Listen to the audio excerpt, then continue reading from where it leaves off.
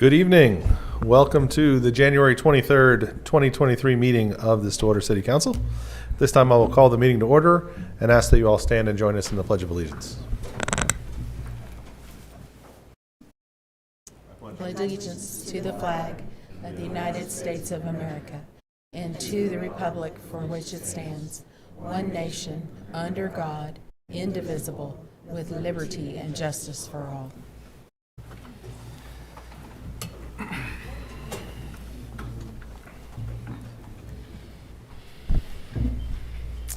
All right, we have quite a variety of new faces up on the horseshoe this evening.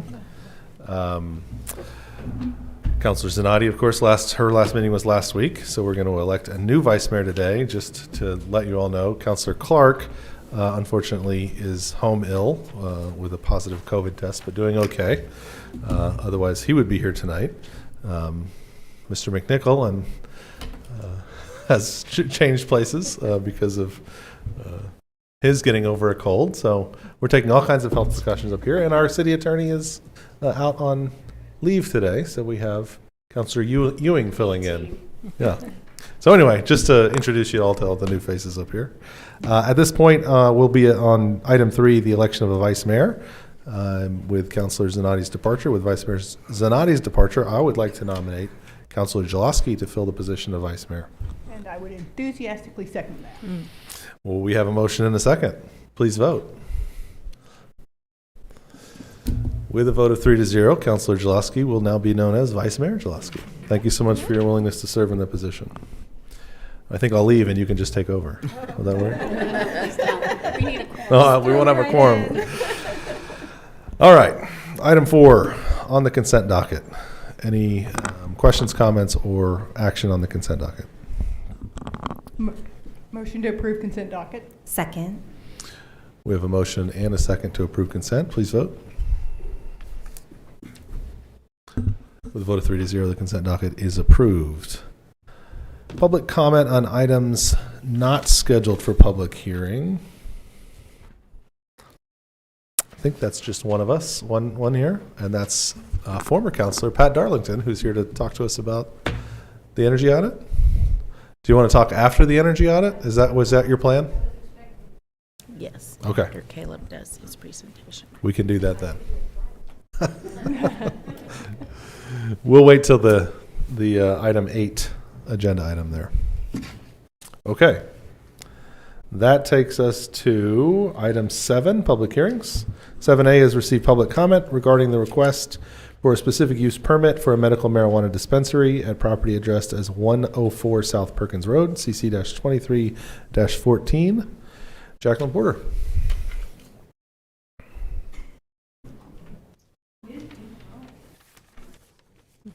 Way ahead. All right.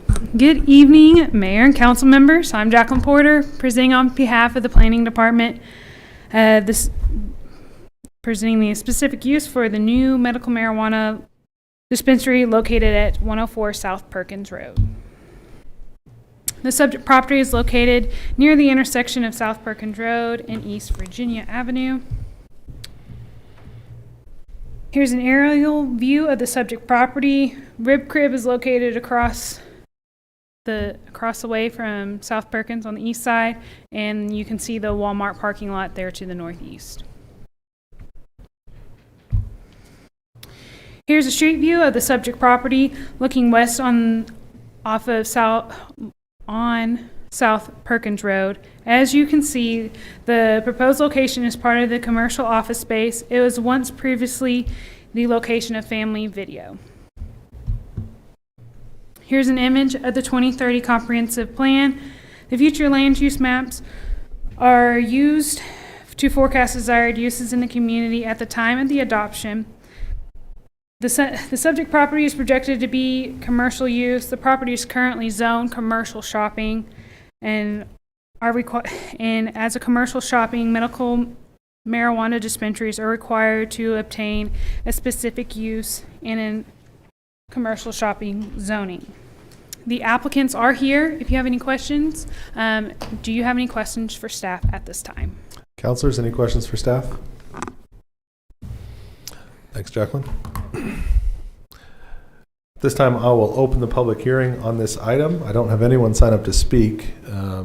If the applicant would like to make a statement, I don't know if counselors have questions for the applicant. Please, if you could just state your name and address for the record. Yeah, my name is Chris Beatty. I'm the owner and CEO of American Cannabis. If you have any questions for me, but I'd love to answer them for you. But we're just looking forward to being able to open up and have a nice, clean, well-running facility in your city. Thank you, sir. Counselors, any questions? All right, thank Have you. a good day. Thank you. This time I will close the public hearing and ask Jacqueline to come back up and let us know what the recommendation was. Planning Commission recommends approval 3-0. Thank you, Jacqueline. Counselors? Motion to accept the Planning Commission's recommendation. Second. We have a motion and a second to accept the Planning Commission's recommendation on the item. Please vote. The vote of 3-0, that specific use permit is approved. Takes us to item 7B. Pursuant to 11 OS Section 22-112 and 11 OS Section 22-112.4, the Stillwater City Council will conduct a hearing to determine whether the structure located at 638 East 14th Avenue, Stillwater, Oklahoma, is dilapidated, defined in 11 OS Section 22-112C, and abandoned as defined in 11 OS Section 22-112.4E on January 23rd, 2023, in the City Council hearing room. At said date and time, City Council shall make a determination as to whether said building is dilapidated and or abandoned, as defined by the reference statutes, and whether to order the abatement and removal of said structure and the assessment of all associated costs thereof to the owner of said property. Ms. Beth Ann Childs is here to assist us on this item. Thank you, Mayor. You may recall that Mr. Sorensen appeared at the last City Council meeting. He is here again. I can tell you he has been working very well with the code officers, especially Code Officer Moore that's been assigned to it.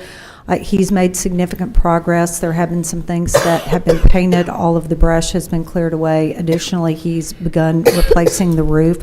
So it's staff's recommendation at this time that you table it to March 6th. February 13th would be the next regularly scheduled meeting, but our hope would be that everything would be done or very close to done by March the 6th. I'm happy to answer any questions. Counselors? So we just need a motion to table. So motion to table resolution number CC- Oh, if you would table, and I'm sorry, I'm going to have you do it two different ways, if that's acceptable. If you would table the public hearing to March the 6th, the date certain, and then when you get to the resolution later on in the agenda, if you'll table that to March 6th as well. Gotcha. So right now, we're just tabling the public hearing. Yes, please. So motion to table the public hearing to March 6th or date certain. Second. We have a motion and a second to table the public hearing under item 7B to March 6th, 2023. Please vote. With a vote of 3-0, that item will be tabled until March 6th. That takes us to item 7C. Pursuant to 11 OS Section 22-112 and 11 OS Section 22-112.4, the Stillwater City Council will conduct a hearing as to determine whether the structure located at 3033 East Peachtree Avenue in Stillwater, Oklahoma, is dilapidated as defined in 11 OS Section 22-112C and abandoned as defined in 11 OS Section 22-112.4E on January 23rd. At said time, the City Council shall make a determination as to whether said building is dilapidated and or abandoned as defined by the reference statutes, and whether to order the abatement and removal of said structure and the assessment of all associated costs thereof to the said property owner. Ms. Childs. Thank you. What I would like to do is, let's hold on that corner, Micah. I am asking council to approach. This property, frankly, is not capable. The structure is not capable of remediation. And so I had an opportunity to visit with Mr. Sexton. He was finally able to get a hold of his client who actually lives in Broken Bow. So at this time, with regard to the public hearing, I would respectfully submit the written official record that has been prepared. I don't think that there's any necessity to take any testimony. I believe that our agreement is that the council will pass the resolution, but give her 60 days to remove the structure. She actually has already retained someone, the personal representative, but I don't want to speak for him. Is that right? That's correct. Okay. She already has someone hired to do this, but he's about 30 days out. So he said probably within about 30 days, 35 days, he will be on site to tear down the structure and haul off the debris. Okay.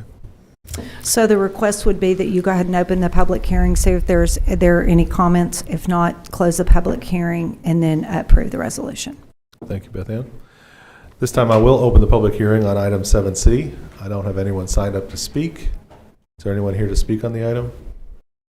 This time I'll close the public hearing and we will take up the resolution later on the agenda. All right, that takes us to item 7D.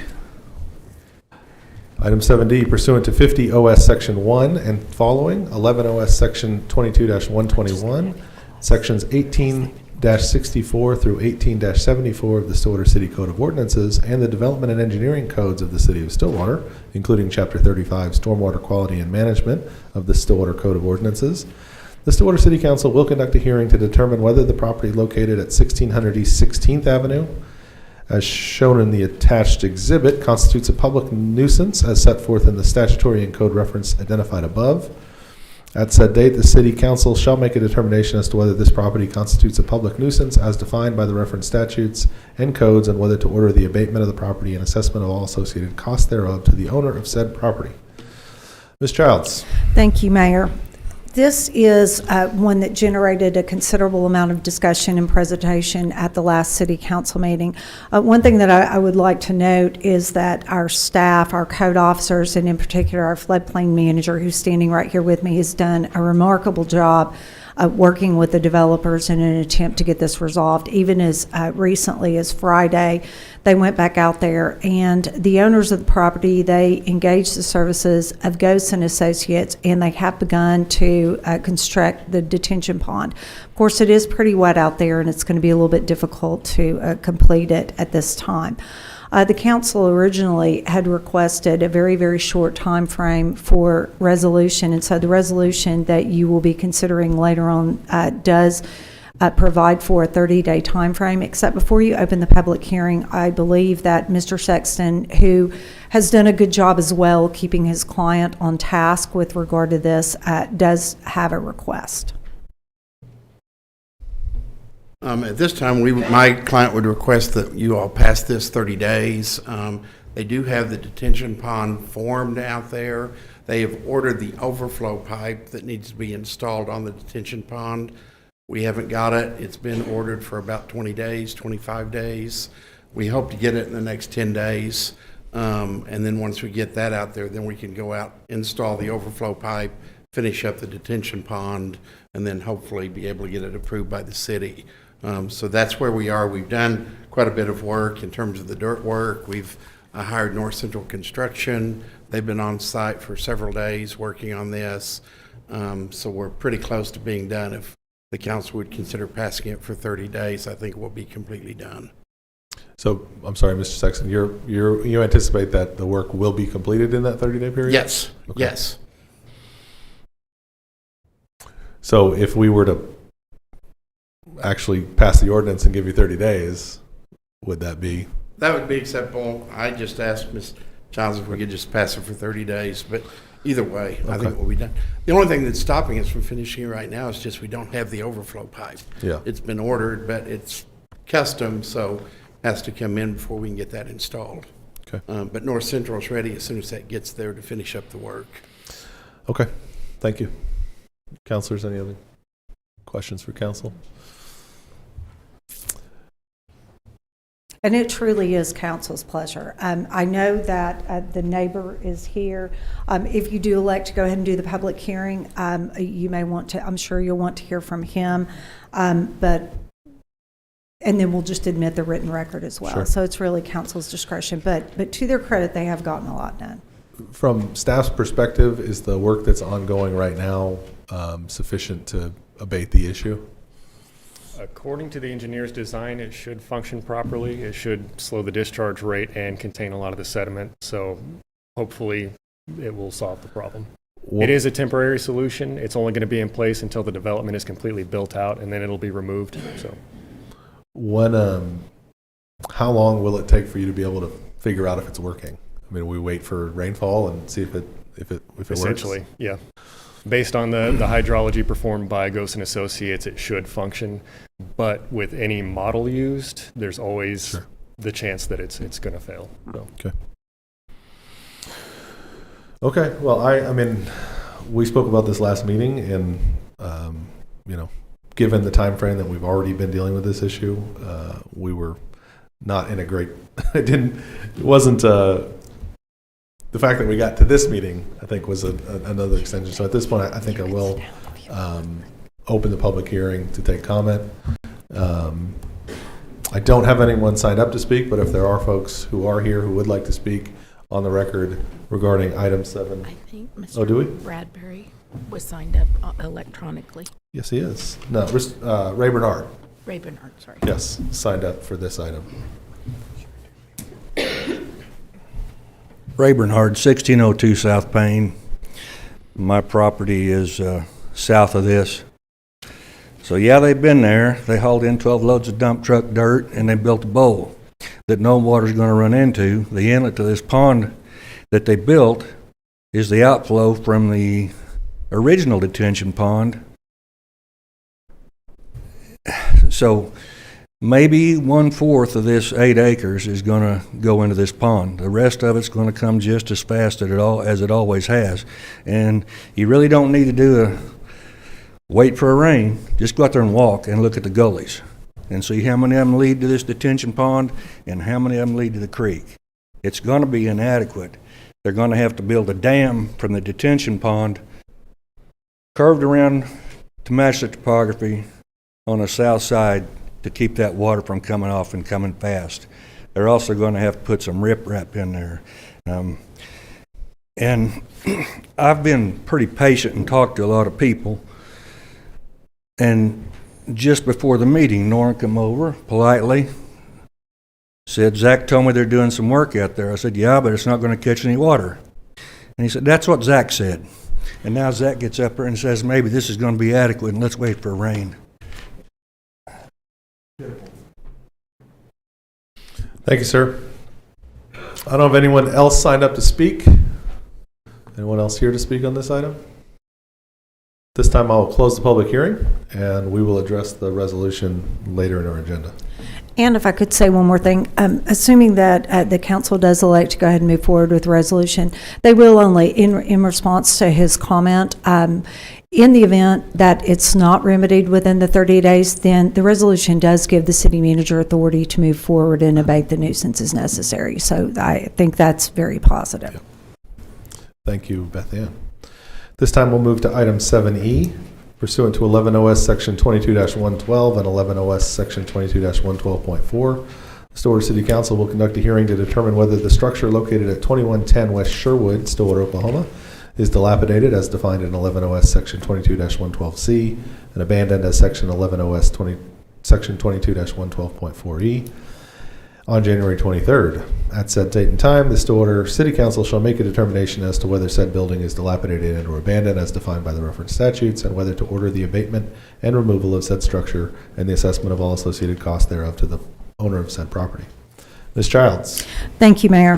One thing that I would like to mention is the current owner of the structure actually resides in Tahlequah, but as I mentioned previously, her husband has been ill, and they have been in Houston for quite some time. I have tried to contact her by phone and by email, but obviously she's been concerned with other matters. But the code officer was able to reach out to the individual, a local realtor who has been trying to purchase the property. Of course, no progress has been made. She did retain the services actually a couple of months ago of a yard company, so they at least were keeping it mowed and a little bit more picked up than it had been in the past. But what I would request is that you go ahead and conduct the public hearing and then adopt the resolution. However, the request is that the resolution give them 90 days in order to rehabilitate or dilapidate or tear down the structure. Is your understanding with the purchaser who's looking at the property, what is their plan for the property? Their plan is to demolish the structure. Right. I'm going to let him speak. Okay. Sorry, go ahead. Yeah, I just wanted to mention, I did talk to the realtor this morning, and he said these actions that we have been taking have kind of prompted the owner to move ahead. They do have a few title issues they have to get resolved, but basically it's going to happen. He is going to take possession of the property. They've got the deal worked out. They're just trying to get the stuff finalized so that he can move on and take care of the property. So that's pretty much going to happen. It's just a matter of getting those little incremental things done. So us moving forward with the action would help make sure that this continues to move forward. Yeah, I think that would be a good motivator to make sure it doesn't backslide again. Thank you. All right, at this time, I will open the public hearing on item 7E. I don't have anyone signed up to speak on this one. Is anyone here to speak on item 7E? All right, seeing no one, I'll close the public hearing and we'll take up the resolution in just a bit. Thank you, Beth Ann. Appreciate your help. All right, that takes us to item 8, general orders. I'm sorry. Could I ask that you consider calling number 9 out of order so that Beth Ann can be here for the vote Oh, sure. and then leave since the city is paying her hourly to be here? That's an excellent point. And who knows how long this next item is going to take, right? That's a good point. We'll move down to item 9, resolutions. Actually, I'm going to skip to item 9B, which corresponds to item 7. Well, it doesn't. Item 9B is for the property at 2110 West Sherwood, which is the last item we just discussed. Counselors, questions, comments, or a motion on the resolution? Motion to adopt resolution number CC-2023-2. Second? I'm sorry. Oh, I'm so No. sorry. No. I'm on the wrong resolution. Yep. How about a motion to adopt resolution CC-2022-36 amended? That would be the resolution declaring the Stillwater, a resolution of the city of, I'm going to start over. Resolution 2022-36 amended is a resolution of the Stillwater City Council declaring the structure located at 2110 West Sherwood Avenue, Stillwater, Oklahoma, dilapidated and abandoned, and a public nuisance detrimental to the health, safety, and welfare of the general public and the community, and ordering the dilapidated structure to be torn down and removed pursuant to 11 OS Section 22-112. This resolution does include a 90-day period after which the city manager will take action on the structure. And we had a motion to adopt the resolution, and we had a second to adopt the resolution. Please vote. With a vote of 3-0, resolution CC-2022-36 amended is adopted. All right, item 9C is resolution 2022-37, which is a resolution of the Stillwater City Council declaring the structure located at 638 East 14th Avenue, Stillwater, Oklahoma, dilapidated and abandoned and a public nuisance detrimental to the health, safety, and welfare of the general public and the community, and ordering the dilapidated structure to be torn down and removed pursuant to 11 OS Section 22-112. Beth Ann, remind us which property this one's for? This is the one that you're going to table to March the 6th, please. This one, staff is recommending tabling till March the 6th because progress is being made on repairs to the structure. Is there a motion on council's recommendation, or on staff's recommendation? Motion to table resolution number 2022-37 to March 6th. Second. Thank We you. have a motion and a second to table item 9C to our March 6th meeting. Please vote. That resolution will be tabled until March 6th. Item 9D is resolution 2022-38, which is a resolution of the Stillwater City Council declaring The structure located at 3033 East Peachtree Avenue, Stillwater, Oklahoma, dilapidated and abandoned and a public nuisance detrimental to the health, safety, and welfare of the general public and the community, and ordering the dilapidated structure to be torn down and removed pursuant to 11 OS Section 22-112. Beth Ann, just a quick reminder. Yes, sir, if you would adopt or approve the resolution with the 60-day timeframe. Council? Motion to adopt resolution number CC-2022-38 for, and what was our time frame? It's 60 days. 60 days. Second. We have a motion and a second to adopt the resolution. Please vote. Resolution 2022-38 is adopted with a vote of 3-0. And then item 9E is resolution number CC-2022-39, a resolution of the Stillwater City Council declaring the real property located at 1600 East 16th Avenue, Stillwater, Oklahoma, a public nuisance detrimental to the health, safety, and welfare of the general public and the community, and ordering the property to be abated pursuant to 50 OS Section 11. This is the Silverton Estates property that we were just discussing. I'll just comment personally on the item to say we have given these folks quite a bit of time. It's positive to hear that there is progress being made that hopefully will abate the issue, and I think it would be appropriate for us to adopt the resolution giving them 30 days to finish those up. And if it doesn't work, as the neighbors are concerned it might not, then we'll fix it ourselves and charge the landowners for the fix. So I will move from the chair that we adopt resolution CC-2022-39. Second. We have a motion and a second. Please vote. With a vote of 3-0, resolution CC-2022-39 is adopted. And it does include a 30-day window for those repairs to be finished. All right. So we'll jump back up in the agenda. Is Paul here? Paul's here. Why don't we just finish out item 9 with 9A. Resolution 9A is resolution 2023-2, a resolution acknowledging City Council authorization and approval for the submission of an application for fiscal year 2023 bipartisan infrastructure law funds administered by the FAA for an airport infrastructure improvements at Stillwater Regional Airport and approval of associated budget amendment. Mr. Priegel. Good evening. I bring before you tonight a resolution with a budget amendment also attached, and this resolution will authorize the Stillwater Regional Airport to make application for round 2 of the bipartisan infrastructure law funds that are available to the airport. This year's allocations, the amount of $1,019,003. And of this is like any other grant, it comes with a 90-10 match. And so the 10% portion for city obligation is $113,223. I'll remind council that May 2nd of 22 was the first allocation, and we have a total of 5 years of allocations coming to us, and each year they'll announce the amount, we'll bring a resolution and apply. But all of these funds have, at this point, been planned to go towards the design and construction of our new commercial terminal, and also the design, siting, and construction of a new air traffic control tower at the airport. And so we've started the design of the terminal. We've also we begin siting this week, actually, for the tower.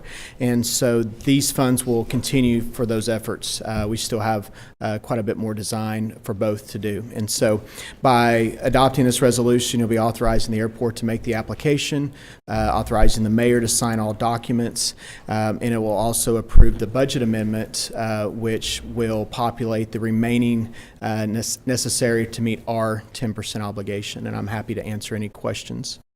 Councilors? It's always just exciting when there's money to do what we want to do, right? I know.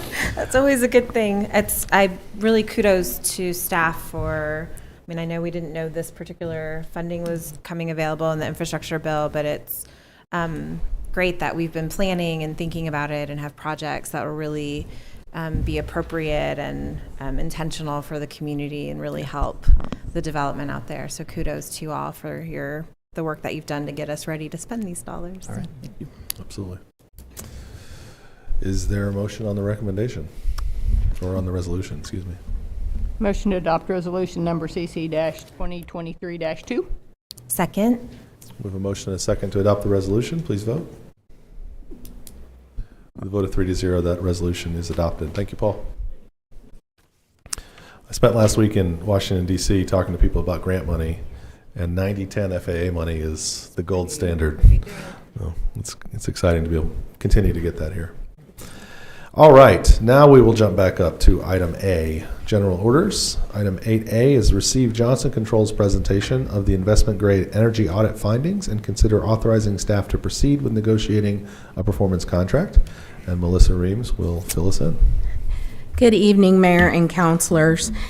I want to take you back to June 13th of 2022, and Mr. McClenny was here with us that evening and presented the path forward to getting an investment grade audit and potentially partnering with an energy service company to replace some of our aging infrastructure.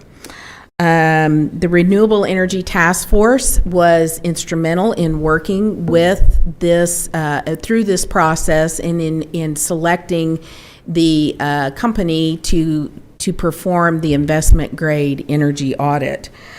And in its essence, what we are proposing this evening is that we repurpose what I call operation and maintenance dollars into debt service. Because in theory, if you get new equipment, the latest and greatest, the most energy efficient, your maintenance and operating costs should be less, and you can take those dollars and use that to pay down the debt on the purchase of the new equipment. So kind of keep that in the back of your mind as we're talking this evening about a path forward. The company that was selected during the request for proposal was Johnson Controls, and we have 4 representatives from the company here tonight. They have been with our staff off and on for probably a good 6 months, looking at our operations, looking at our processes, looking for those efficiencies that can be gained. And what they are presenting to you tonight, I kind of look at as phase 1. There are some really interesting projects in the future that would be a little more intense for us, but they have exciting possibilities as well. And so let me introduce to you the JCI team, and it's led this evening by Caleb Camarunas. He's a senior account executive with Johnson Controls. Along with him is Z Yaw, and Z is the principal engineer. Z has been up here on his hands and knees digging and looking at all of our systems, trying to figure out what we can do better. And by the way, Z is an OSU alum, so he's home in Stillwater. Tiffany Duncan is the area sales manager. Tiffany's been with us since the interview process. Tiffany is one of those remote workers. She lives in St. Louis, but she is on every Zoom call with us, and she is here with us more often than not. And lastly, Maureen Blaze, and I think Maureen is one of those special people that others gravitate to and want to perform for. She is Vice President of Sustainable Infrastructure, housed down in Dallas, and she wanted to be with us this evening as we explore the opportunities available to us in the area of efficiencies and gaining effectiveness through replacement of aging infrastructure. So I'm going to turn this over to Caleb, and he has got a presentation for you this evening. Then after Caleb concludes, Pat Darlington has asked to speak on behalf of the Renewable Energy Task Force to you. And so that'll be our presentation, and then we'll be open for questions moving forward. Thank you, Melissa. Okay, Caleb, it's all yours.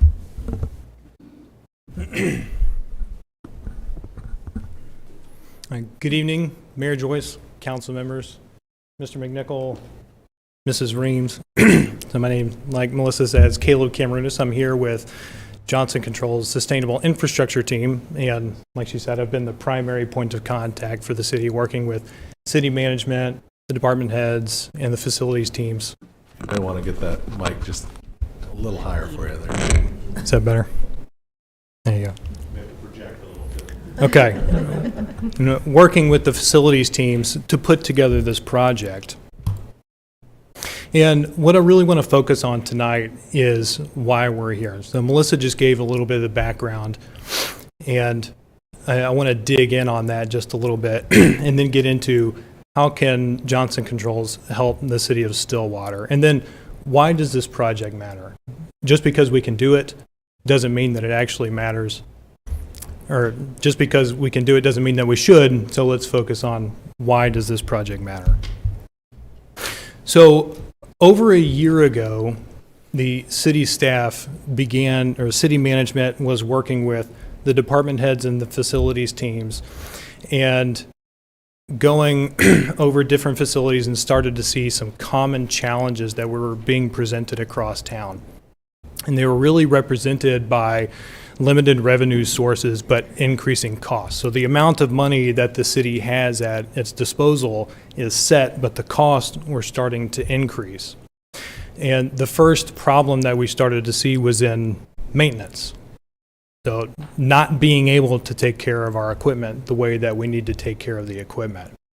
And that led into failing infrastructure. If we're not able to take care of it the way that we need to, then we're going to start having problems with the equipment. And it started to snowball. And after the equipment started to fail, we started looking at how are we going to fund equipment replacement? How are we going to take care of this equipment? But having a problem with funding the capital improvement plan. So you can see it's logical that snowball rolling a little bit.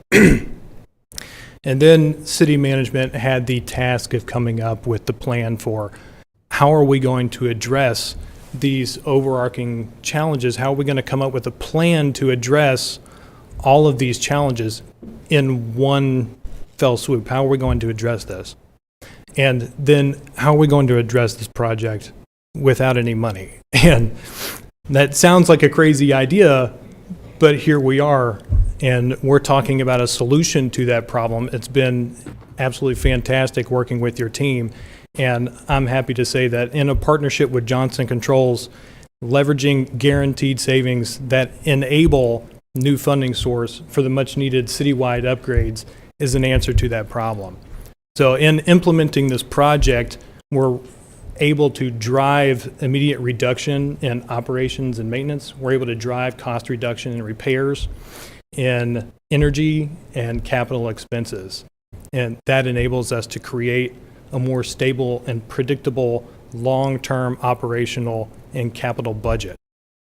In the short term, it alleviates the needs for emergency upgrades and then helps preserve capital to devote it to where the city needs it most. Almost in a parallel path that the city was working on that project, the Renewable Energy Task Force was working on the Energy Action Plan. And what I really like about the Energy Action Plan was the challenge from the Renewable Energy Task Force to the city to lead in Oklahoma by example. And I love Oklahoma, and I'm not originally from here, but I think it's the greatest place in America. I say it all the time. And I really resonate with that, right? I think that a lot of us could benefit from that challenge of let's lead in Oklahoma by example. And right with that, the Energy Task Force, or the Renewable Energy Task Force, said let's focus on efficiency first in that leadership. And this project gives us the ability to set the example in Oklahoma by achieving financial stewardship, by achieving financial responsibility, while mitigating risk, focusing on the areas of town where we know that there is equipment failure, significant equipment failure coming, and also focusing on energy efficiency. So how do we actually make all of this happen? Well, over 20 years ago, Oklahoma passed legislation that allows this mechanism and controls it, puts form to it, requires things of Johnson Controls, and that enables the creative financing structure that local governments can use to accelerate energy efficiency and infrastructure upgrades through energy and operational savings. And Johnson Controls guarantees the performance of this contract. So if the contract does not perform, if the savings are not actually materialized, Johnson Controls is on the hook to ensure that that debt service is able to be paid. Oklahoma State University has been utilizing a partnership with Johnson Controls through this exact same mechanism since 2006, over 11 different phases of work, and saving more than $48 million. Digging in a little bit deeper on exactly how this model works, if you can see the screen, you've got your current operational budget, the amount that the city spends in order to just run the city. And what we're focusing on is increasing efficiency. And in increasing that efficiency, we create energy savings and operations and maintenance savings. And all we're going to do is redirect those savings to the areas of need around town that are causing risk.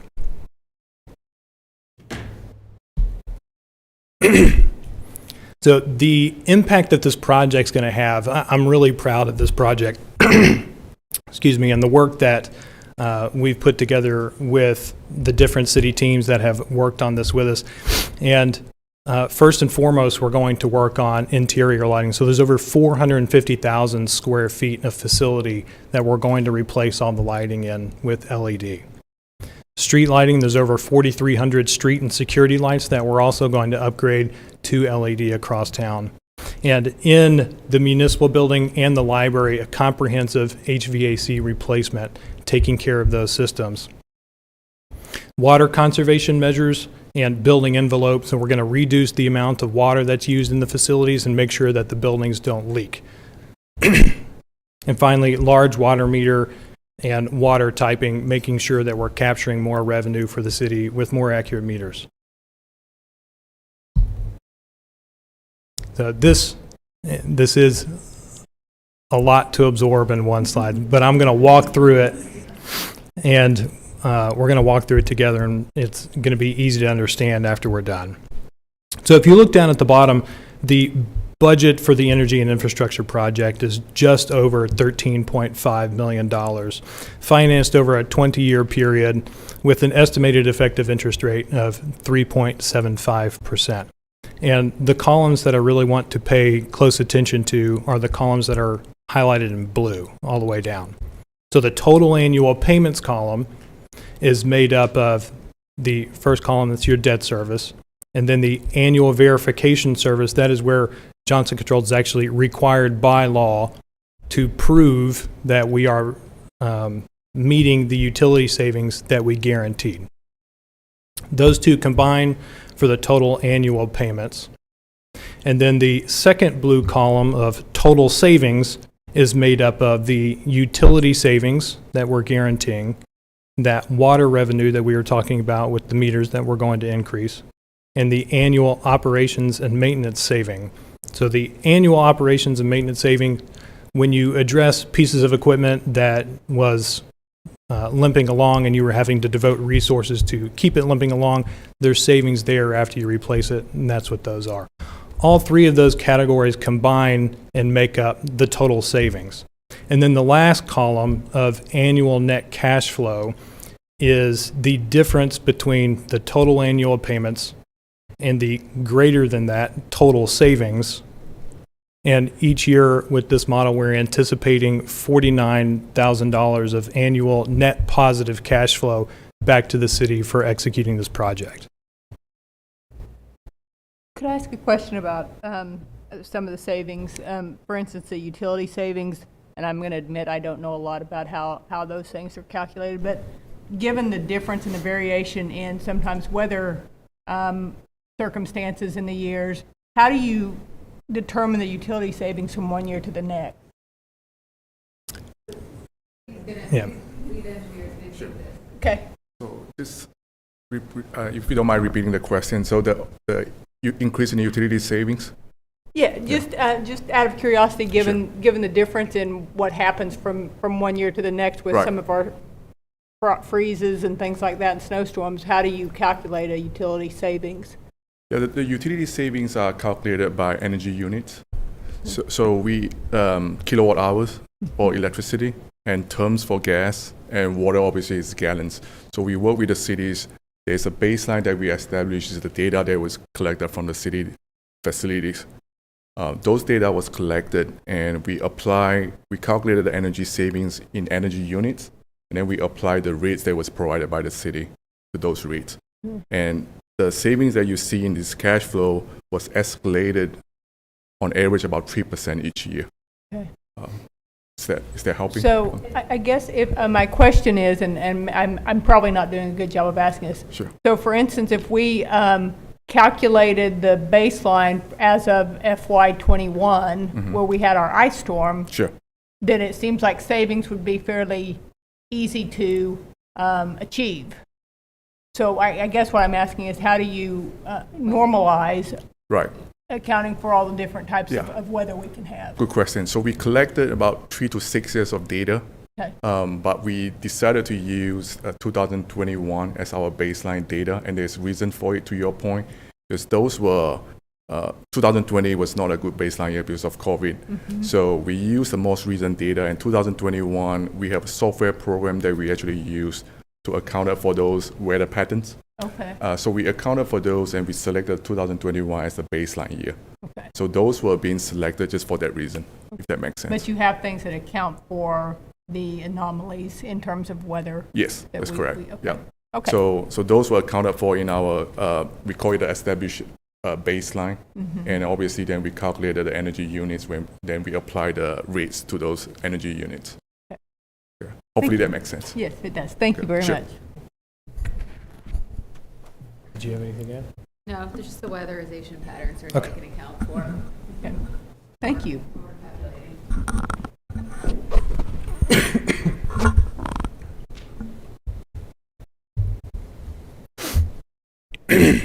All right, so why this project matters? Why does this make a difference?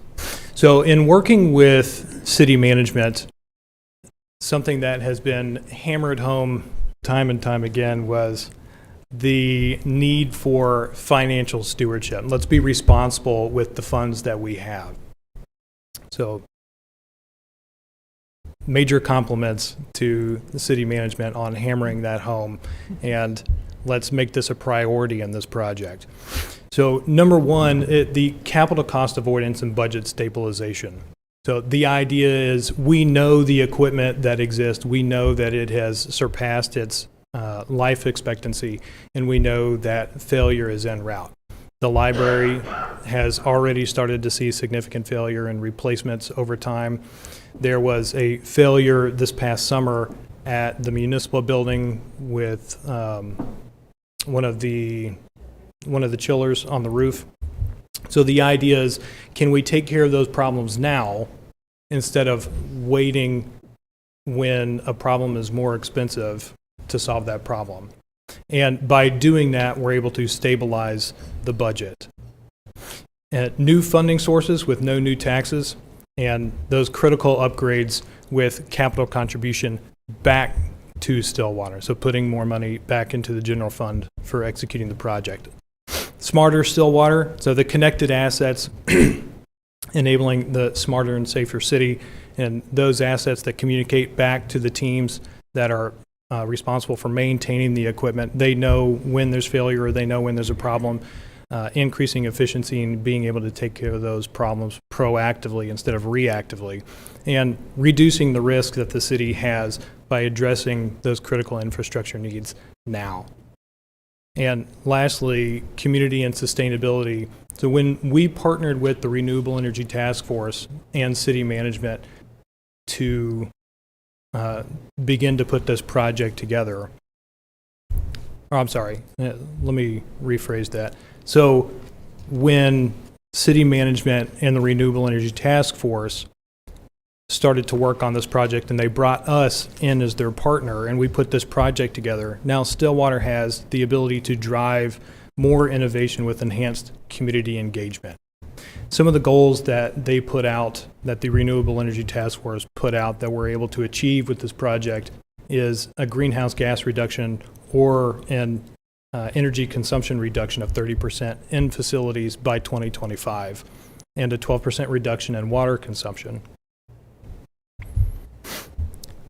So finally, I'm proud of this project. I've really, really enjoyed my time with Mr. McNichol and Ms. Reams, with Mr. Roger and James and some of the folks that couldn't be here, Mr. John McClenny and unfortunately Becky Taylor, who decided to take her career somewhere else, and Lauren Smith. So the teams that we've worked with to put this project together, and I'm excited to actually implement it and drive a lot of this impact for the city of Stillwater. And I'm happy to take any more questions. Counselors? If you wouldn't mind, Mayor, if we let Mrs. Darlington come up and speak, and then we can maybe take questions. I would be happy to have Dr. Darlington come speak. Okay.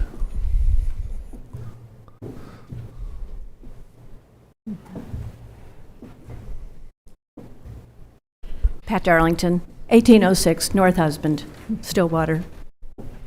Thanks for this time. I really have enjoyed Johnson Control since the minute they walked in the door with the REFT interview. And this, I'm speaking for the whole RETF team. The minute we walked in, their enthusiasm, passion, knowledge, prior work, getting to know all of us in the room on the team was just amazing. And I think they apply that type of work ethic and personality and commitment to excellence to their general work as well as their relationships with others. And of course, one of my highest values is relationship. And if, Johnson Control could be a partner with us on a similar level as with OSU for over 11 years and $48 million of savings, we really want to have a good relationship starting off. And I can go through all the different things that the Renewable Energy Task Force really wants beyond this. But let's just get this started and do a good job on this. I think you will all be as excited as the RETF to be working with Johnson Controls. So, have you guys been involved in the back and forth and talking about the projects? Not really. They have just spent so much time with the council, with the staff, that's hard to do. But I have personally met with them on occasion, and it's, again, their enthusiasm and commitment to Stillwater, even though it's not their home, has been amazing. Good people. Thank you, Pat. Thank you. Appreciate it. I do have a few questions. Does anybody want to go first? I like to go last. I think one of the things I was thinking as we started the presentation tonight, sometimes when we're making council decisions and we've got a community task force that's working on behalf of the community, it's maybe helpful to go back and remember kind of what the decision to engage Johnson Controls was and kind of what the bigger project was. I don't know if Melissa or if Johnson Controls wants to kind of just remind us, right? We're talking about like city facilities and what in those facilities we're talking about, just to kind of re-engage folks that might be listening or thinking as we're making decisions and talking as a council, just kind of give us that big picture. The whole RFP process with an ESCO was an outgrowth, I believe, of some of the recommendations from the Renewable Energy Task Force. And one of the primary goals was to get an investment grade energy audit. In working with our grants manager, Shelley Crines, that's one of the check boxes that we have to have on some of these grants that we're going after. So kind of dual purpose. And throughout that process, Johnson Controls, even though they were identifying issues that we've been aware of for a long time, they also came to the table with some out-of-the-box financing strategies. And Finance Director Christy Cluck and I have really worked through this. We sat through a briefing the other day with Z and Caleb about how we are going to determine what are the benchmarks. And to your point, Councilor Hawkins, it is units. They've monetized the dollars for discussion this evening, but it is going to be units of, kilowatts, gallons, just as Z said. And we're going to apply those existing tariffs. Well, as two accountants putting their heads together, Mrs. Cluck and I were like, okay, well, it could go one way or the other. That 49,000 that you see over here in this very far left corner, we look at that as kind of our contingency, if you will. Because depending on how the PCAs and the rates fluctuate, again, to your point, Councilor Hawkins, that is going to impact savings. And so, going into it with our eyes open a little bit more and asking some additional questions, I think we're going to be very informed consumers on this type of out-of-the-box financing that we're thinking of. But if nothing else happens this evening, we are going to get that investment grade audit out of the process, and it will aid in our grant writing and hopefully grant getting process. But I guess I was thinking even bigger picture, Melissa. Okay, So- well, help me get there. Right, so we have our renewable energy task force, right? Mm-hmm. We're looking at creating a more sustainable community. Mm-hmm. And as a part of that, we were looking at different grants. I think just kind of going back to that original conversation, it's just helpful to remind us why we're talking about this and maybe making decisions about it. So, right, trying to build a more sustainable community, Right. looking at these grant opportunities for maybe energy efficiency block grants and things like that, and kind of this audit comes as a part of that. Right. I think but what are we looking at? Like what kinds of, can you just maybe, what facilities, what you say across the city, but you're not looking at private facilities, you're looking at our public facilities, all you're looking going at to be- city-owned buildings. Yes. You're looking at our HVAC systems, you're looking at our water usage, you're looking at our electricity usage, all the things that would go into from an energy efficiency perspective specifically, right? I think just a reminder that that's kind of where we're going Absolutely. with this. Okay. And again, back to what Caleb led with is we want to lead by example. So as government, if we lead and we start down this path of efficiency and savings, does that encourage our citizens to follow suit? And we would like to think that it does. The buildings that we are looking at within our purview is here at City Hall, and having sat through a low chiller summer, it got pretty hot in my office, so that equipment is aging out. It's 20 plus years old. And we're looking at the library. And again, the library has a heat pump system that still today is the type of system we need. It's just aged out. It's probably 25 years old. I forget when that library came on board. Yeah. 30, So I think 30. Thank you, Zeke. Right, it's this idea, the conversation we're having. I just wanted to make sure that was clear. It's kind of this coming together of operations and maintenance and our requirements and responsibilities for our city-owned property and buildings, in addition to trying to lead by example and to be a more energy efficient and sustainable So we're community. becoming a better stewards So of the where assets these that- come Yes. together. And that's kind of Yes. what the presentation Okay. was today, You right? finally got me there. Yes, no, I just wanted to make sure.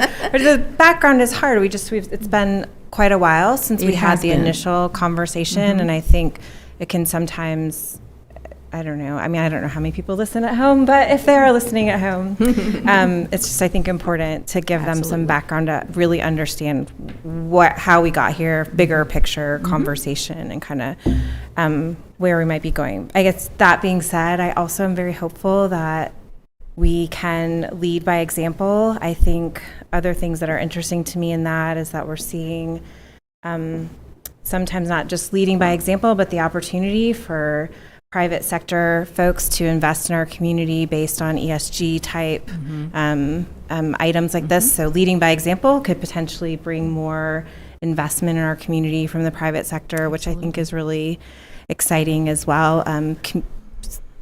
Companies that have these requirements of themselves want to locate in communities that are also doing these types of things. So. And I think if you remember back to the presentation that Mr. Williams gave for progressive development, he is going to, in that new facility, incorporate some solar energy. And it's not going to, it's certainly not going to fuel the whole facility, but it is going to help along those lines. So I think to your point, there's an example right there of already the city leading by example, and we have a follower. Yeah. One of the questions that I had, I feel like it might be a stupid question, but I'm going to ask it anyway. Do the utility savings, is that different for us because we are a community power city? If you'll remember, we're a full requirements customer of Grand River Dam Authority. So we buy every little ion, is that right, Z? Ion of power we buy from GRDA. So our bill each month is, $2 million. Let's throw that out there. Then we sell back all the generation that we make. It gets sold back through the system to GRDA and ultimately to the Southwest Power Pool.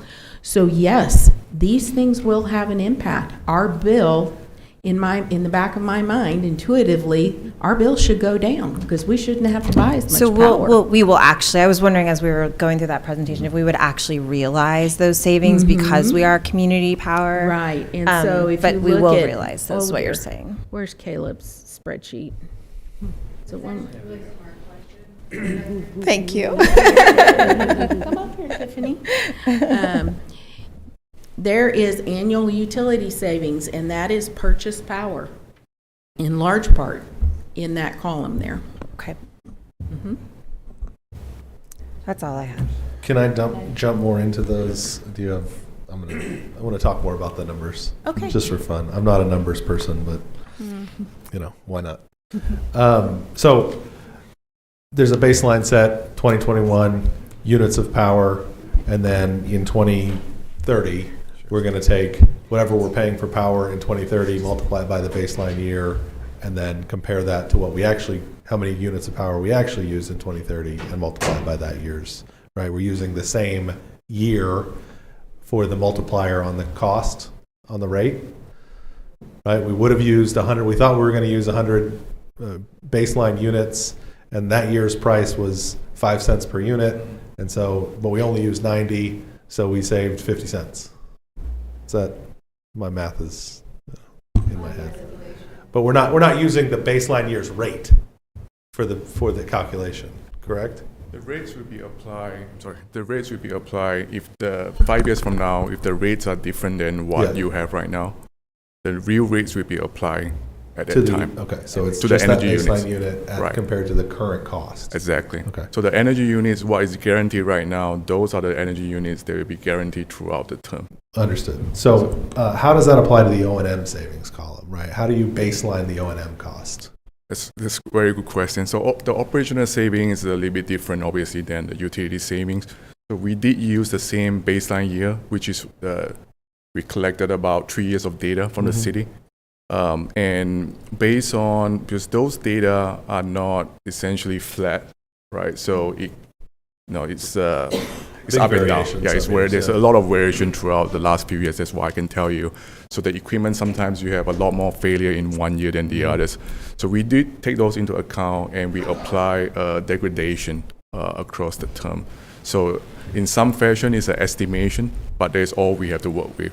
So we did collect 3 to 5 years of data actually from the city, and we use those as an estimation and build that across the term of the 20 years term. And is that limited to the actual equipment and assets that we're replacing as part of the project? That's correct. So you're just looking at our operation and maintenance for our streetlights and for our AC units and for that sort of thing? Exactly. So those data was provided in collaboration, like for this building with Roger at a municipal building. So with the street lighting, with street water, electric utilities. So we have in-depth discussion with them, and we came out with the data that they have provided, and we agreed on those are reasonable and estimates. Okay. One thing that should, though, be noted on the operation maintenance is that we're looking at like labor and equipment escalation, which we have at 3%. And right now we're seeing, much higher. So this is really a conservative estimate that we feel is definitely going to be met. But right now we're seeing like 8% in equipment pricing every few months, and labor, same. So just a little commentary to add there. It's a pretty conservative escalation. Well, part of the question, and forgive me if this sounds rude in some way towards your company, but you guys say you'll guarantee the cost savings, right? You have to guarantee the cost savings, but you're also calculating the cost savings, right? So there's a concern as I look at it and go, okay, well, I mean, these are fudgeable numbers to some degree, right? And so I guess my question is that determination made in collaboration? Do we have a chance to come back and say, well, actually, I don't think we did save that much in operations and maintenance? How much give and take is there? Because No, I mean, when you get to do the math, I imagine you probably don't pay out a whole lot of guarantee money Right. On these contracts. So there is, it's my understanding from City Attorney Carnley, who is not here tonight, that there is part of the statute that it is incumbent upon the customer to go in and review the data. Okay. And Mrs. Cluck and I have done some of that with Z and with Caleb to really understand where they pulled the data, how they derived certain things. Of course, we are not engineers, we're accountants, and so that can be somewhat of a challenge at times. But just from our cursory review, it looked reasonable to us. We will do a more in-depth review, mainly because we have to figure out how to account for all of this. Sure. And so, no, your criticism is well taken, and I don't think this is probably the first time you've all heard that. Tiffany? It's not criticism, it's just a question. Do we have the ability to go back on a year-to-year basis and say, well, hey, actually, we think that number might not be true? Is that built into the way this system works? Yeah, and I think ultimately that's what the measurement and verification annual reporting is. And, we are required by law to meet that guarantee, which is how these projects get financed and why this is a widely used mechanism. But I mean, to your point, like the O&M, we worked really closely and feel like this is a really pretty conservative amount. And, even to the utility savings, back to your question, we actually used the lowest rate possible. So there should, potentially be some additional savings. Like when we're looking at the calculations and creating those baselines, we are putting a safety factor in there. We have paid out, but ultimately this is a conservative estimate so that at the end of the day, when we have to produce an M&V report, we're achieving the savings that we guaranteed on the front end, and so that everyone feels really good about this partnership, because it is a 20-year partnership, so we certainly don't want to tell you that you're going to have this savings and then in year 2, end up in litigation. That's not our goal. Right. Nor ours. And to add on to that, Tiffany was saying that we have made a conservative approach to the utility savings that we are generating and guaranteeing. There is going to be a set amount of utility savings produced by the project, and any excess over that guarantee goes right back to the city. So no matter what, the city is going to benefit from those measures, from those things that we're going to implement. So that was one of my questions actually, as we were having, does the contract change, or does the relationship or partnership change, like financially, if those do end up being really conservative and we exceed those savings, that goes back to the city for our benefit? That's right. So if it's positive, then the city is the beneficiary. If it's negative, then it's Johnson Controls that takes on that risk and that burden for the city.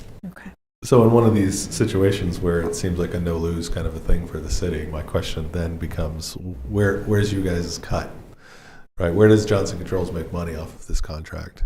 Right? I mean, if you're paying to pay us and somebody's just like to ask the question because I want people to be clear that we're both, this is a business proposition, right? So where does Johnson Controls make money off a contract like this? So we make money very similar to a general contractor. So all of the work, the HVAC work, the lighting work, that is, the performance of that is how we make money. And selling us the equipment. Correct. Installing the equipment. That's where Yes, sir. And the financing, is that financing done directly by Johnson Controls or is that done through a financial institution? So it's third party, and we helped the city with an RFP to get the most attractive rate on behalf of the city, but we don't make any money on the financing. Okay. 375 is a very attractive rate for money right now. Yeah. It is. It's pretty good. We're seeing 375.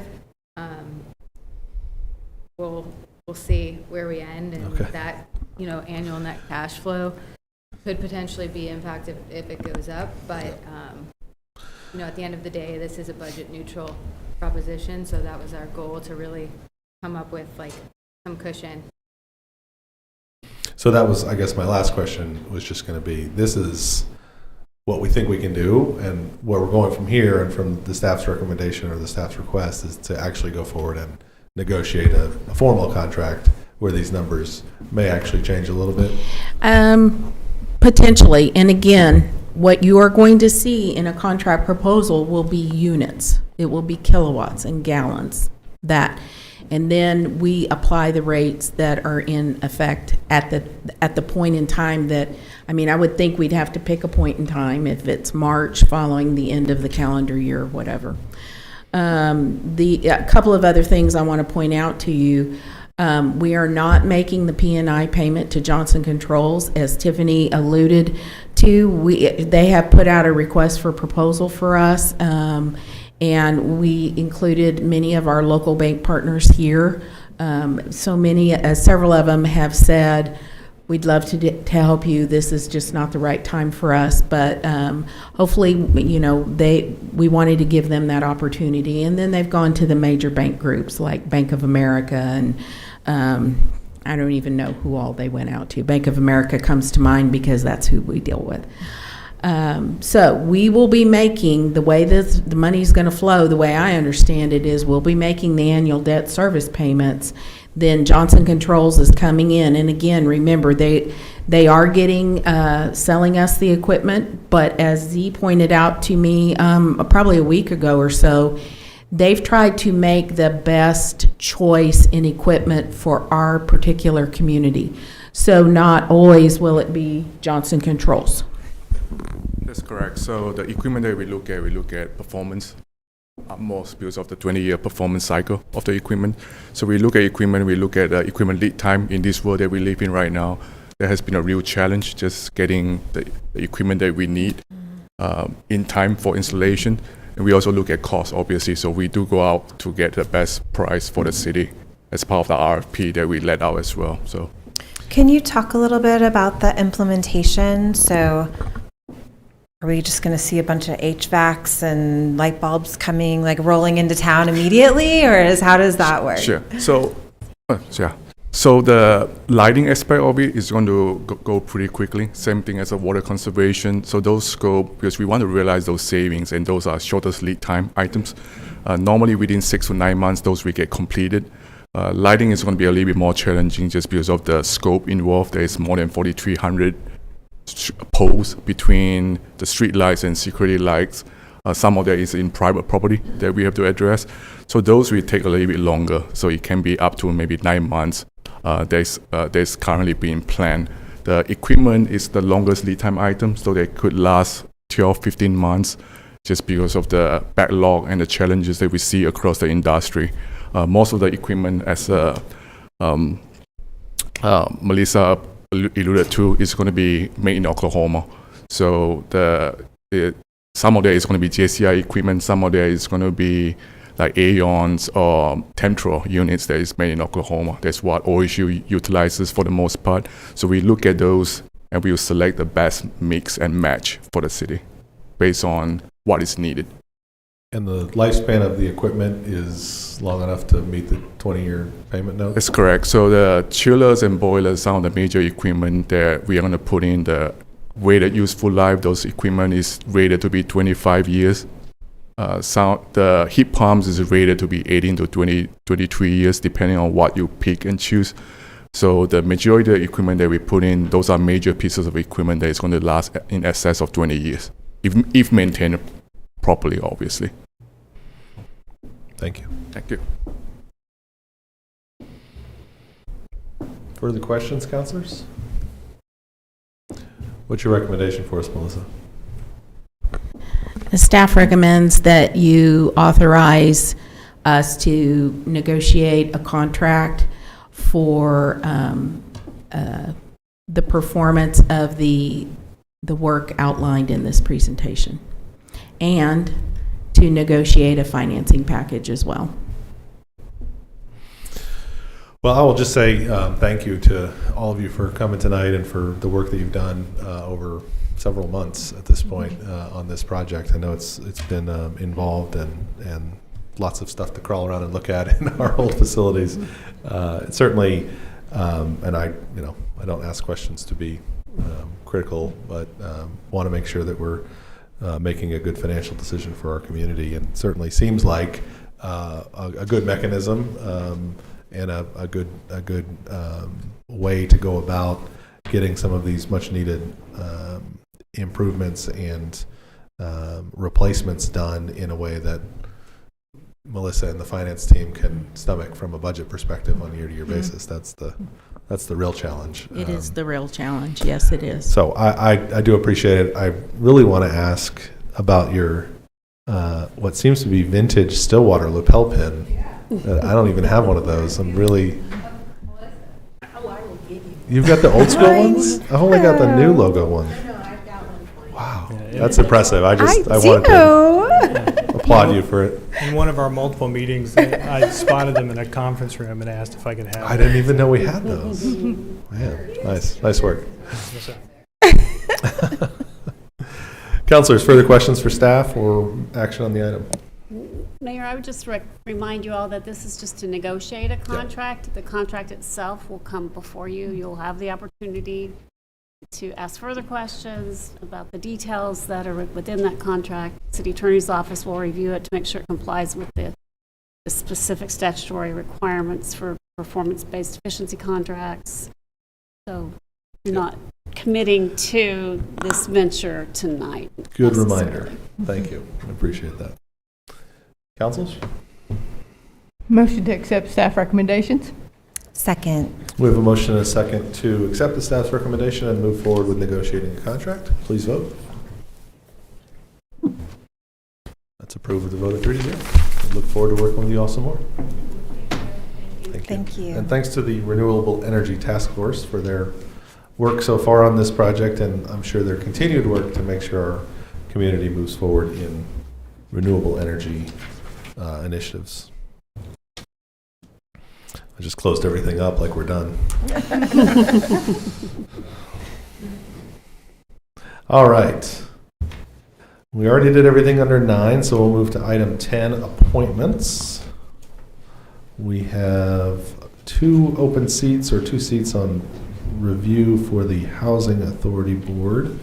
Both Ruby Manning and Roger Goes have expressed an interest in being reappointed. We had one additional application for a seat on that board. I think at this point I will make a motion to reappoint both Ruby Manning and Roger Goes to the Housing Authority Board.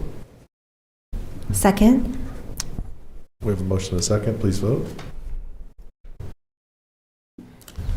With a vote of 3-0, those 2 individuals are reappointed to the Public Housing Authority Board, and we appreciate their service.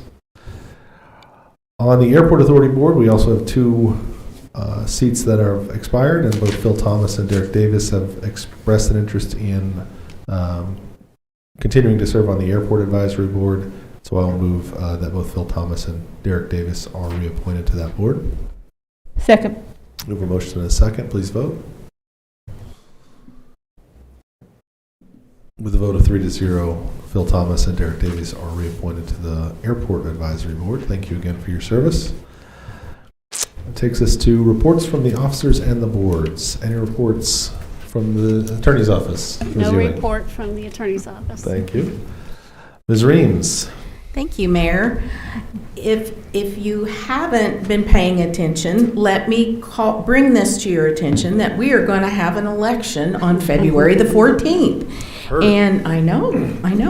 And the League of Women Voters, one of their wonderful services to our community is to hold a candidate forum. And they will be holding that forum here in our council hearing room on January 31st from 7 to 8:30 p.m. If you don't want to come down here, you can watch the forum on our Suddenlink Channel 14 and our AT&T Uverse Channel 99 or on the city's YouTube channel.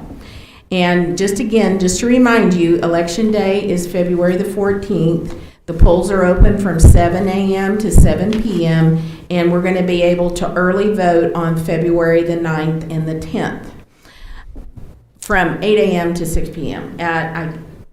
I'm not sure. Patty, are we voting at the election board or are we back over at election board? Okay. And there's also a school bond election and a county sales tax on the Right, ballot. and thank so- you for that Oh, I'm segue. leading So the second thing that I'm going to remind you of is the 3/8 cent sales tax is on the ballot again for Payne County. And the reason that sales tax is so important to the city is that is available to us to fund fire equipment. We generally use it to buy new fire trucks, and the ladder truck was the last one that we bought with that money from the county. So we're hopeful that you, as voters, will go out and support us once again with that 3/8 cent sales tax. And then the school election. And the school bond election Yes. as well. Thank you, Melissa. Vice Mayor Jalowski. So get used to that, Yeah. Mr. Mayor. Beginning tomorrow, our police department will begin the 8th Annual Citizens Academy. The Academy provides members a unique look behind the scenes and firsthand experience into many areas of law enforcement and how our police officers serve the community. This is a multi-week educational course that includes real-life scenarios and a ride-along with an officer while on duty. For more information on the Academy and how to apply for next year's Academy, contact Lieutenant Lowe at terry.lowe@stillwater.org. The coolest thing we do here. I was in class 1 of the Citizens Police Academy, and it was fantastic and gives you a great understanding of how our police department works and the professionalism of the Stillwater Police Department. I would encourage anyone who's interested to take part in that. Councilor Hawkins. The city is accepting applications for a citizen representative to serve on the Reinvestment Plan Implementation Policy Committee. This committee focuses on the Stillwater Downtown Campus Link project plan. The committee reviews applications for compatibility with the project plan and the City of Stillwater Land Development Code and standard. They evaluate applications and make recommendations regarding eligibility of public financial assistance to the Stillwater Economic Development Authority. For more information and to apply online, go to stillwater.org/citizen board. Absolutely. Thank you very much. I get the most exciting announcement of the evening. It's tax filing season, and Stillwater Library is offering assistance. Community members can schedule appointments for free tax preparation assistance from the American Association of Retired Persons, AARP, by visiting library.stillwater.org/taxes, calling the library's help desk at 405-372-3633, extension 8106, or stop by the library in person during regular hours. There are a limited number of appointments available, so anyone with the ability to prepare their taxes by alternate methods should consider doing so to ensure enough appointments for those in our community who rely on this service the most. That takes us to the end of the Stillwater City Council agenda. Is there a motion to adjourn? Motion to adjourn. Second. We have a motion and a second to adjourn City Council. Please vote. The vote of 3-0, the City Council is now adjourned. This time I will call to order the Stillwater Utilities Authority meeting for January 23rd, 2023. Is there action on the consent docket? Motion to approve consent docket? Second? We have a motion and a second. Please vote. With a vote of 3-0, consent docket's approved. Item 5A, consider approving amendment number 4 to the professional service agreement with Carollo Engineers. David Barth is here to talk to us about that. Yes, good evening, trustees. Here to talk to you about, there we go. Here tonight to talk to you about our raw water delivery and water treatment plant improvements project. And if you remember, in March of last year, we came to you and presented 3 alternatives for raw water storage. If you remember, we have Kaw Lake that provides raw water to our water treatment plant. We have a single pipeline, and we have a 4 million gallon storage tank. And if for some reason the pipeline had an issue, we have 4 million gallons of raw water to deal with, and that won't last us very long. So we worked with our consultants to come up with some alternatives, and last March you all authorized us to move forward with the Lake McMurtry alternative. So tonight I'm here to move forward with that. This is a picture of the lake that I actually took today, and I was trying to capture the intake, which is on the other side, and I couldn't see it. But anyway, it was still a pretty shot. So this was that alternative that we showed you last March. This is just the concept. This is in no way represents exactly what we're doing.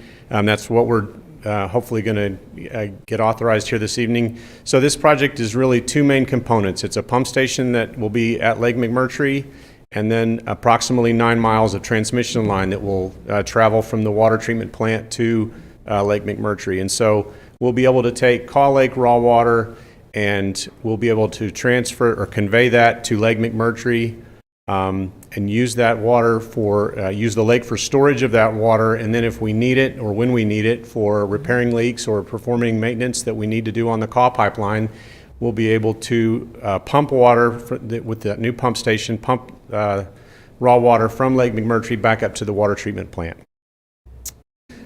So the red line that you see there is the transmission line, and I would just say that, you know, part of this next 9 months is going to be one of the activities is to figure out where that pipeline really needs to go. So I don't want anybody to be alarmed if they own property right there to think that the pipeline is coming through there. That's an idea, but there's other ideas that we will look at.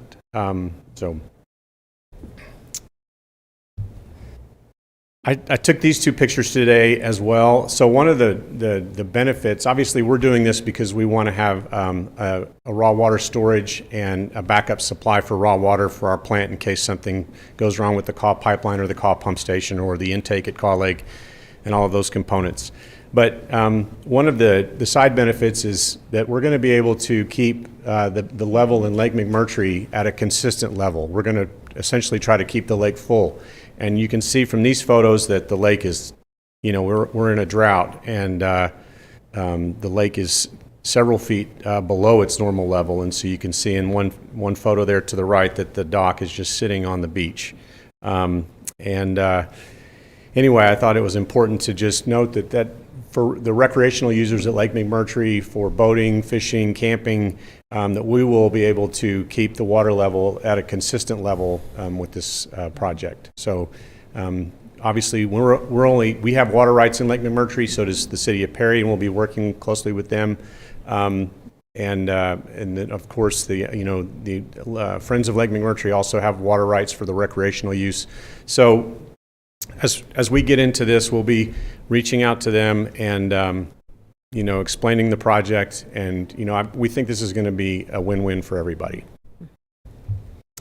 So the scope of work for this first phase that we're doing with Carollo, we're going to do a condition assessment of the existing facilities. So the intake itself, the pipeline coming from the intake, which the city of Perry currently draws water from. We'll also look at a water quality blending analysis. We'll look at the water quality of Kaw Lake, and when we mix that with the Lake McMurtry water, what does that look like, and how does that affect treatment? We'll also look at a hydraulic evaluation making sure that, the pump station can adequately take the water back up to the water treatment plant, and that the Caw pump station will adequately take water out to Lake McMurtry.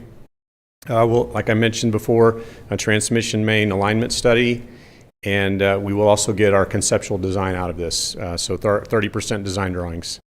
And as I mentioned, it should take about 9 months. And we're hopeful that right after that, then we could roll right into preliminary and final design. We're planning on building the pipeline first, because you can test a pipeline without a pump station, but you can't really test a pump station without a pipeline. So with that, does anyone have any questions before I share my recommendation? Trustees? David, I noticed one of my questions was going to be, as we were looking at this project, that the idea of that the blending analysis, bringing two different water bodies and kind of bringing them together. I just sat through a professional presentation the other day where a municipality, that didn't go so well for them. There's a whole book about it. So I was just curious, as we go through that process, is it in the scope of work that you just described, is it a stepwise process where, worst case scenario, the blending doesn't go well, are we still designing a pipeline that wouldn't work for the community? That's a great question. So we wouldn't even get to designing the pipeline at that point. That'll be one of the first things that we do. In fact, we've already kind of started. We've met with OWRB, we've met with DEQ, and we found out last week that DEQ now has been given the responsibility to manage water quality instead of the Oklahoma Water Resources Board. So there's some transfer of responsibilities there, and they're still learning how they're going to handle that. But they're very excited about this project. Water quality, in 2005, the city had a water master plan done, and actually it was a recommendation then to use Lake McMurtry for raw water as a place for a backup supply, not necessarily to convey Caw Lake there, but we would essentially be mixing the two at the plant. And so at that time, there didn't seem to be an issue with that. But we'll still look at it and make sure that the water quality of Caw and the water quality of McMurtry, one, doesn't impact our treatment in an adverse way, but also the city of Perry, because they're using Lake McMurtry as it is now. So when we put Caw Lake water in there, what does that do for them? We'll definitely take that into consideration. Okay, and it is that kind of stepwise. Yes, it's a stepwise consideration. Yeah, an iterative process. Will they look at? So we're looking at it from a drinking water quality. I would assume from a natural resource perspective that the Lake McMurtry could also be impacted or changed by bringing different type of water. Will they also look at that? I'd have to go back and look specifically. I don't know if that's specifically covered, but yes, I think we will want to make sure that we're not impacting, the ecology of the lake, I guess, if that's the correct term. Yeah, I would think that would be. I know Lake McMurtry's had algae issues, so I'm hopeful that this will help with that. I know both of the lakes, I think, have zebra mussels, so there's not a concern there, other than we just have to try to control that, because they can clog up your intakes and that sort of thing. Beyond that, we'll have our consultants look at everything to make sure this is the right fit. Yeah, I would assume DEQ has those kinds of standards are all built into whatever permits they're going to have to give us to actually do this project in the first place, right? Exactly. We'll have an engineering report, and they'll have to permit the project. We'll have to, it's interesting that putting water from one lake into another is kind of on an honor system. Like, we'll have to have a meter, and we'll measure how much water we're putting in the lake, and making sure that we're not exceeding our water right or exceeding what we've put in. Yeah. But it's also interesting because you can take our water right is 968 acre feet per year, but you can take it all at once, I guess, as long as you don't exceed in that year. So 968 acre feet is roughly 315 million gallons. So if we needed 350 million gallons, we could, draw it as fast as we could out of the lake. But just to let you know, that would only drop that lake about 1 foot. So you probably wouldn't see it. Is the permitting or is the DEQ a part of the like in this scope of work, will they be a part of the conversation? I know we've talked with them. Will they be a part of the conversation throughout this scope of work so that we're making decisions that they're going to kind of be good Yes. with? Okay. And that we're not spending money on things that they might not end up being good with? Yes. Okay. Yes, they will be definitely an integral part of the conversation.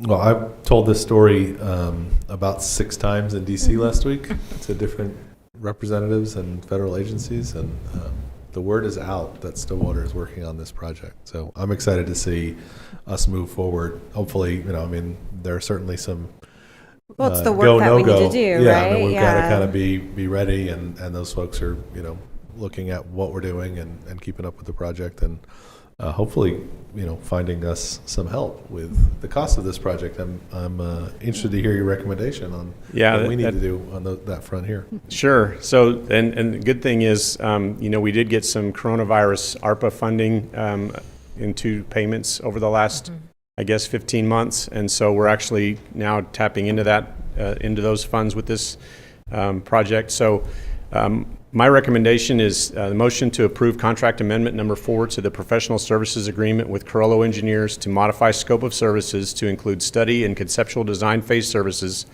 for additional raw water storage at Lake McMurtry, authorize the general manager to sign the amendment, and approve the budget amendment appropriating $1,025,000 for the project, which includes $595,960 for basic services, $335,817 for additional services, and a contingency. Thank you, David. Trustees? Motion to accept staff's recommendation. Second. We have a motion and a second. Please vote. That's approved with a vote of 3-0. Thank you, David. Any reports from the officers of the board? Hearing none, is there a motion to adjourn? Motion to adjourn. Second. With a motion and a second to adjourn SUA, please vote. Vote of 3-0, SUA is now adjourned. This time I will call to order the Stillwater Economic Development Authority meeting for January 23rd, 2023. Is there action on the consent docket? Motion to approve consent docket. Second. With a motion and a second, please vote. With a vote of 3-0, the consent docket is approved.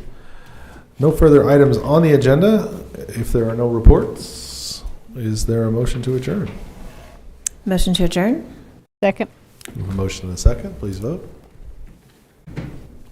The vote of 3-0, Stillwater Economic Development Authority is now adjourned, and that concludes our meetings for this evening.